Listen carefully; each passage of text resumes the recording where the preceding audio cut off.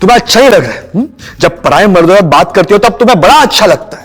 हाँ? वो दूध वाले के साथ, सब्जी वाले के साथ सब बात करती हो हंस हंस के, तब बड़ा अच्छा लगता है तुम्हें। मैं तुम्हारे लिए काफी नहीं हूं क्या? हाँ? क्या बकवास कर रहे हो? तेरी इतनी हिम्मत, हाँ? अपने पति को धक्का देगी तू? सोहन, तुम होश में नहीं हो। छोड़ो, मुझे दर्द हो रहा है। दर्द हो रहा है तुम्हें? हाँ? दर्द हो रहा है तुम्हें? मैं तुम्हें दिखाता हूं दर्द क्या होता है। हाँ?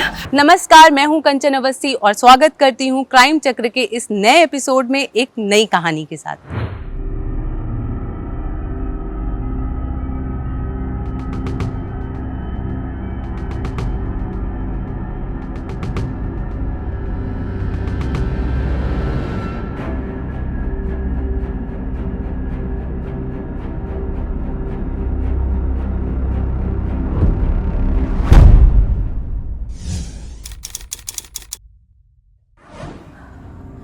सोहन, आपने तो मुझे डरा ही दिया। आप फिर पी कर आए हो? छी छी छी। हाँ? अब तुझे दारू से घिन आती? जब पहले दारू पी के आया तब तुम्हें बड़ा रोमांटिक लगता था मैं, नहीं? और बच्चे कहाँ हैं? आपके साथ थे ना? तुम्हारी बहन के पास छोड़ के आया हूं मैं। आज मेरा बड़ा रोमांटिक सा मूड। क्या कर रहे हो? मुझे अच्छा नहीं लग रहा है। अच्छा नहीं लग रहा है? तुम्हें अच्छा नहीं लग रहा है? जब पराये मर्दों से बात करती हो तब तुम्हें बड़ा अच्छा लगता है। हाँ? वो दूध वाले के साथ, सब्जी वाले के साथ सब बात करती हो हंस हंस के, तब बड़ा अच्छा लगता है तुम्हें। मैं तुम्हारे लिए काफी नहीं हूं क्या? हाँ? क्या बकवास कर रहे हो? तेरी इतनी हिम्मत, हाँ? अपने पति को धक्का देगी तू? सोहन, तुम होश में नहीं हो।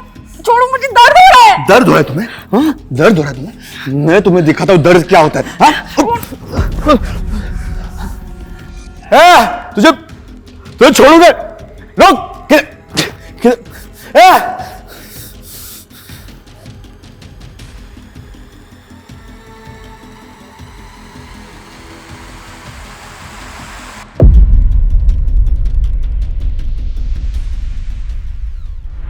हमारा समाज अक्सर औरतों को अपनी जिस्मानी ज़रूरतों को पूरा करने का एक खिलौना समझता आया है। प्यार एक ऐसी चीज़ है जो इंसान को अंधा बना देती है। अच्छे बुरे, सही गलत के बारे में सोचने समझने की क्षमता इंसान की धीरे धीरे प्यार में पड़ के कम हो जाती है। वैसे हम प्यार को दोष नहीं दे सकते, ये तो अलग अलग इंसानों पे डिपेंड करता है कि उनकी प्यार करने की परिभाषा क्या है। कुछ लोग प्यार में कत्ल करना, लड़कियों के ऊपर एसिड फेंकना या ऐसे ही कई तरह के अपराध करने को भी प्यार समझते हैं, पर हकीकत में ये प्यार नहीं, पागलपन है। प्यार जब नकारात्मकता की हदें पार करने लगे तो वो पागलपन बन जाता है। ऐसा ही कुछ सोहन के साथ हो रहा था। फिर कुछ सालों बाद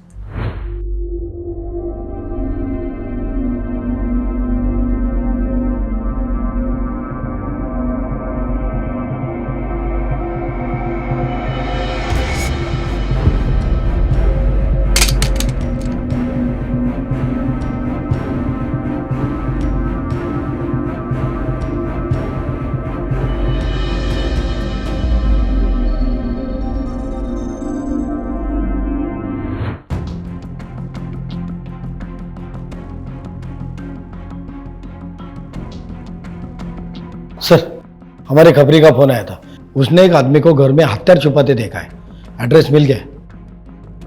राजदीप में शहर में क्राइम काफ़ी बढ़ गया है, जिसका एक रीज़न ये है अवैध हथियार के सप्लायर भी हैं। हमें तुरंत उस जगह पर रेड मार के हथियार जब्त करने चाहिए और हो सकता है इस आदमी के थ्रू हम बड़े सप्लायर तक पहुंच पाएं। चलो। जी सर।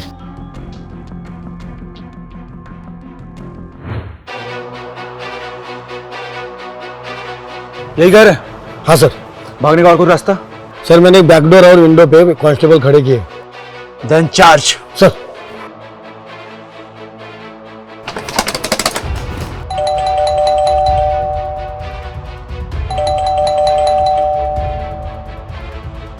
इस टाइम कौन है यार?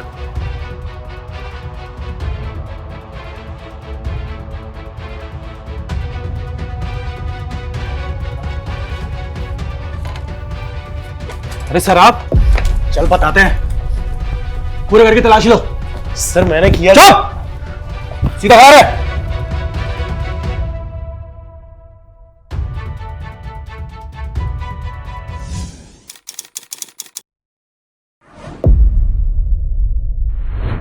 सोहन और गायत्री की कहानी के साथ ही यहाँ एक और कहानी चल रही थी, ऋषभ की कहानी। सोहन और गायत्री के झगड़े के कुछ सालों बाद ऋषभ नाम का एक व्यक्ति अवैध हथियारों के साथ पकड़ा जाता है।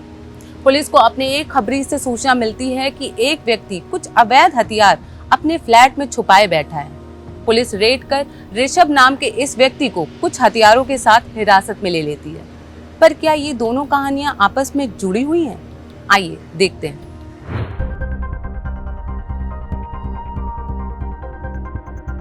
सर मुझे यहाँ क्यों लाया गया है सर? मैंने क्या किया सर मैं रात भर से सो नहीं पाया हूँ सर, छोड़ दीजिए मुझको। तुझे छोड़ दे ताकि तू बाहर जाके फिर से अवैध हथियार की सप्लाई शुरू कर दे और शहर में क्राइम बढ़ता रहे। बता, तेरी गैंग में और कौन कौन है? बोल। गैंग? सर मेरी कोई गैंग वैंग नहीं है सर मैं बहुत सीधा साधा सा आदमी हूँ। यही पास में ही सर मेरा कैफे है। लगता है सर ये ऐसा नहीं मुंह खोलेगा। सर बोल, तेरे बाकी के साथी कहाँ है? बोल। नहीं सर, मेरे कोई साथी वाती नहीं है सर, मैंने कुछ नहीं किया। तो तेरे घर से हथियार बरामद कैसे हुए? 8 तलवारें, 3 राइफल्स और एक जर्मन बेड पिस्टल। अब बोलेगा? सर वो तलवार पिस्टल वो सब मेरे पूर्वजों की है सर हमारे में पूर्वजों के हथियार रखने का रिवाज है और कुछ नहीं किया सर मैंने। हमारे एक खबरी ने तुझे कार से हथियार निकाल के घर में छुपाते हुए देखा है।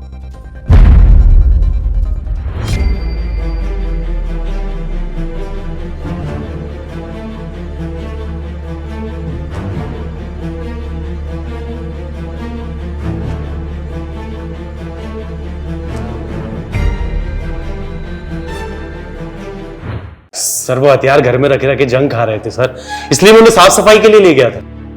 तेरे पास उन हथियारों की लाइसेंस है? नहीं सर। फिर तू लंबा जाएगा। इसका स्टेटमेंट लो, केस फाइल करो। सर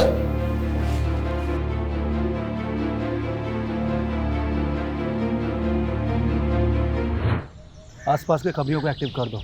और वो फॉरेंसिक रिपोर्ट का क्या हुआ? आते हैं। जल्दी निकलवाओ। सर साहब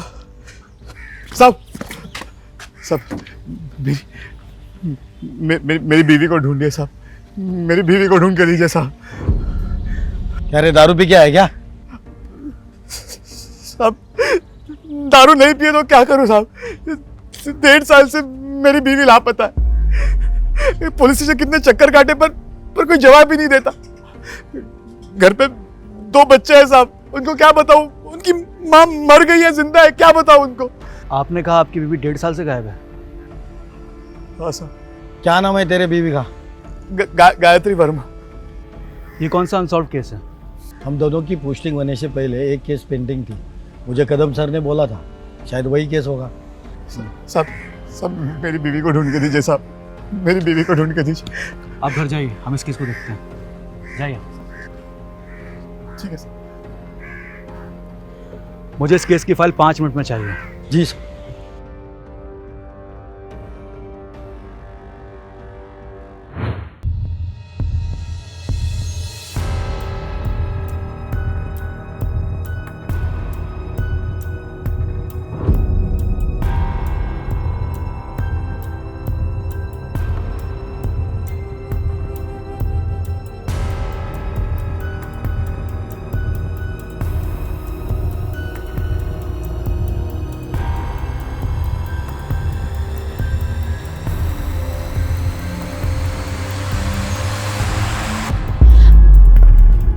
रमेश जी, आप यहाँ? क्यों, मेरा आना अच्छा नहीं लगा क्या? नहीं, ऐसी बात नहीं है। वो दरअसल इस वक्त आपका आना एक्सपेक्टेड नहीं था। जिंदगी में कुछ चीजें अनएक्सपेक्टेड ही अच्छी लगती है। क्या लेंगे आप, चाय या कॉफी? गीता, क्यों तड़पा रही हो? तुम्हें पता है ना कि मैं तुम्हें कितना पसंद करता हूँ। देखिए रमेश जी, देखना मुझे नहीं तुम्हें है। मुझे अच्छे से पता है कि तुम उस ऋषभ पे किस तरीके से डोरे डालने में लगी हो। रमेश जी, वो मेरा निजी मामला है। और ये हर दिन तुम्हारे घर में अलग अलग मर्दों का आना, क्या वो भी निजी मामला है? वो सब मेरे दोस्त हैं। बिल्डिंग का सेक्रेटरी हूँ, वॉचमैन नहीं, जो तुम बोलोगी मान लूँगा। अगर तुमने मेरी प्यास नहीं बुझाई ना, तो इस बिल्डिंग में रहना मुश्किल कर दूंगा।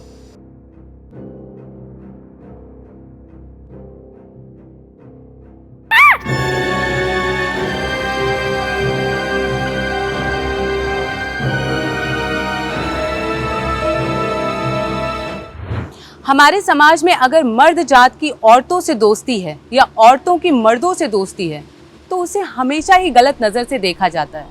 क्या हम दोस्ती के रिश्तों को अपनाने में इतने नाकामयाब हैं? या फिर ये हमारे अंदर की ईर्ष्या है जो हमें दो व्यक्तियों के हंसने बोलने से होती है?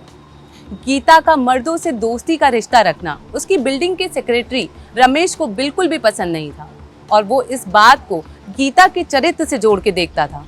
रमेश गीता को पाना चाहता था, जिसके लिए वो गीता को धमकाता भी रहता था। क्या ये कहानी भी बाकी दो कहानियों की तरह आपस में जुड़ी हुई है? आइए देखते हैं। ये फोटो फिर से सभी थानों में सर्कुलेट करवा दो। अगर किसी को भी इसकी इन्फॉर्मेशन मिली तो ये केस हमारे लिए सॉल्व करना आसान होगा। 1.5 साल से एक औरत गायब है। ये केस काफ़ी टफ होने वाला है। क्या पता वो शहर में कहाँ हो, किधर हो, या वो जिंदा है या किस हाल में। चलो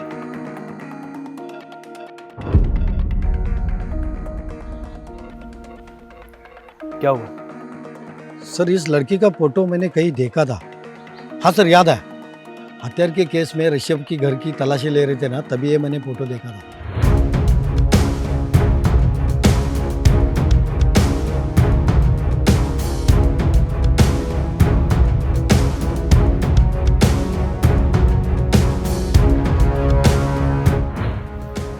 मतलब इस लड़की का कनेक्शन ऋषभ के साथ है? सर मैंने इन दोनों को साथ में भी देखा है शायद।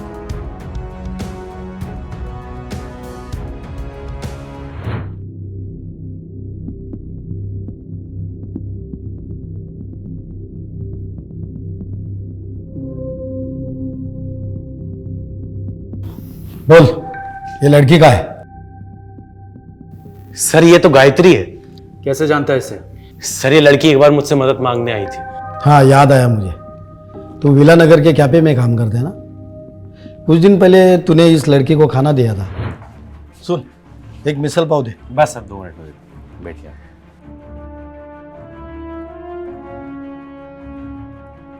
तुम भूखी हो, कुछ खा लो।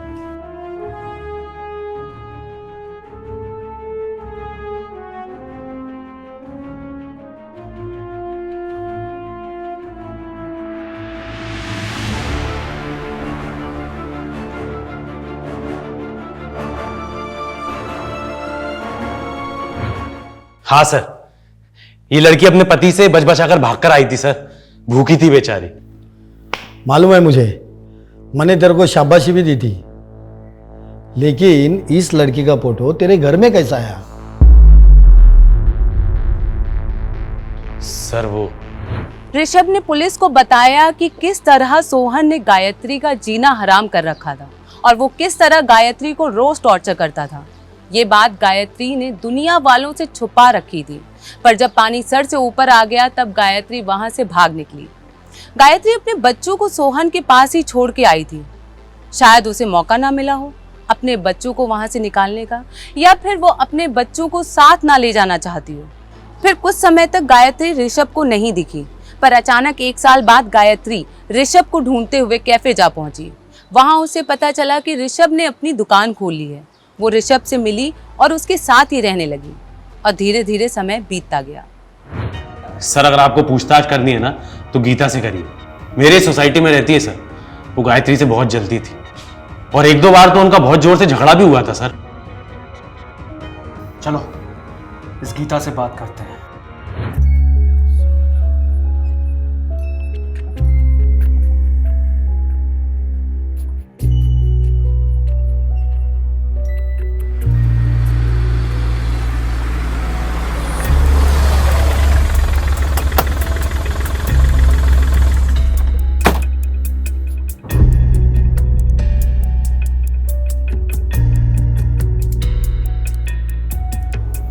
गीता जी आप ही हैं? जी सर, पर आप लोग यहाँ? गायत्री मिसिंग केस के बारे में आपसे पूछताछ करनी थी। कौन गायत्री? वो 502 वाली? ऋषभ की रख क्या? कुछ नहीं, वो ऋषभ से शादी के लिए बिना ही उसके साथ रहती थी। कोविड के दौरान सोसाइटी के सारे लोग अपने अपने गांव चले गए थे, कुछ ही लोग रह रहे थे यहाँ पे, और उसी वक्त वो ऋषभ के साथ रहती थी। आपका उनके साथ झगड़ा होता था? 1-2 बार हुआ था। वो कोविड के टाइम पे कचरा इधर उधर फेंकती थी, बस उसी बात को लेकर। इसलिए कचरे के साथ आपने उन्हें साफ करवा दिया? मैं ऐसा क्यों करूंगी सर? इस केस से जुड़ी और कोई बात आप बताना चाहती हैं? अभी तो ऐसा कुछ याद नहीं आ रहा है, अगर मुझे याद आता है तो मैं आपको बताती हूँ। जरूर।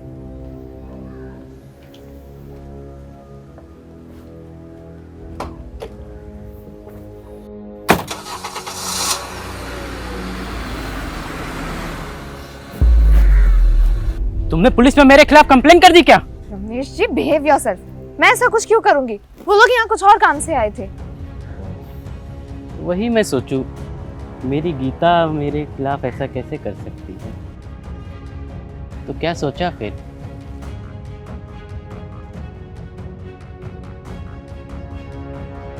गीता रमेश की हरकतों से बहुत ज़्यादा परेशान हो चुकी थी। उसने सोचा कि ये सही मौका है अगर उसने पुलिस को बता दिया कि कैसे रमेश हर एक औरत पे बुरी नज़र डालता था, और रमेश ने गायत्री को भी अपनी हवस का शिकार बनाने की कोशिश की थी, तो उसे रमेश से छुटकारा मिल सकता है।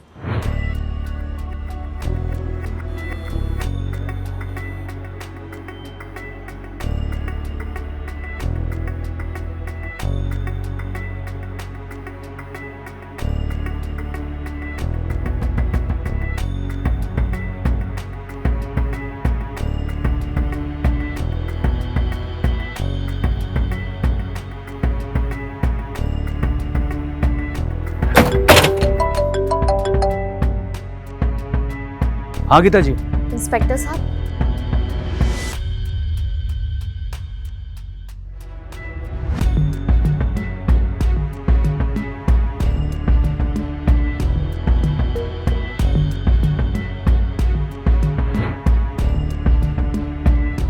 ठीक है, अच्छे से जाना, ठीक है? ठीक है, तुम भी जाना। ठीक है, बाय। बाय।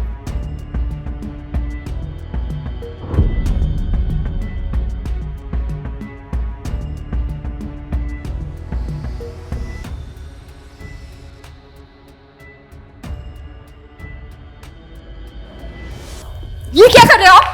निकल जाइए मेरे घर से। ज्यादा चीख मत, बड़ी दूध की धुली बन रही है। एक तो बिना शादी के यहाँ ऋषभ के साथ रह रही है, और मैंने जरा सा छू क्या लिया। शोर मचाएगी। क्या कर रहे हो आप मुझे? क्या कर रहे हो? छोड़ो मुझे! बचाओ! बचाओ!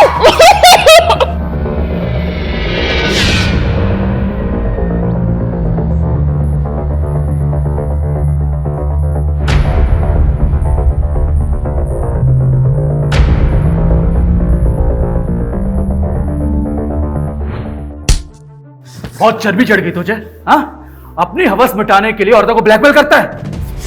बोल गायत्री कहाँ है? सर मुझे कुछ नहीं मालूम सर, मुझे छोड़ दीजिए सर।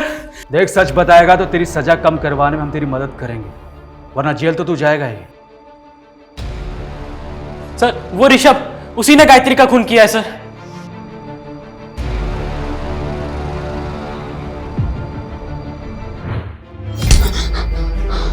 क्यों मारा गायत्री को? सर वो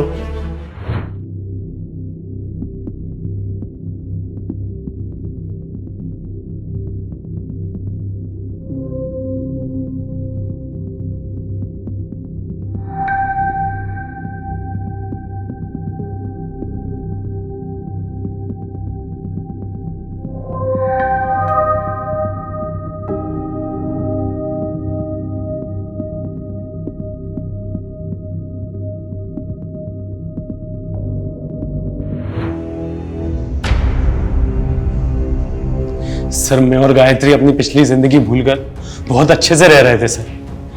फिर कोविड लॉकडाउन के दौरान पता नहीं उसको क्या हुआ, हर बात पर लड़ती थी सर। यार तुम हर बार वही पुरानी बातों को लेकर बैठ जाती हो, कितनी बार समझाऊं तुमको? मैं पुरानी बातें? तुमको कुछ याद क्यों नहीं रहता है? मैंने तुमको कितनी बार बोला है कि तुम्हारी दिमाग की ना गलत फहमियां हैं। अच्छा, मेरी गलत फहमियां जो तुम कर रहे हो उसका क्या? यार तुमको ना कितनी बार समझाया मत करा करो। तुम क्या कर रहे हो? ये हाथ उठा रहे हो मेरे ऊपर। तुम जा यार।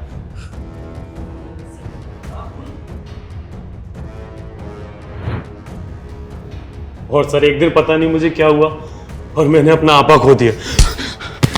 सर पता डेड बॉडी कहाँ है?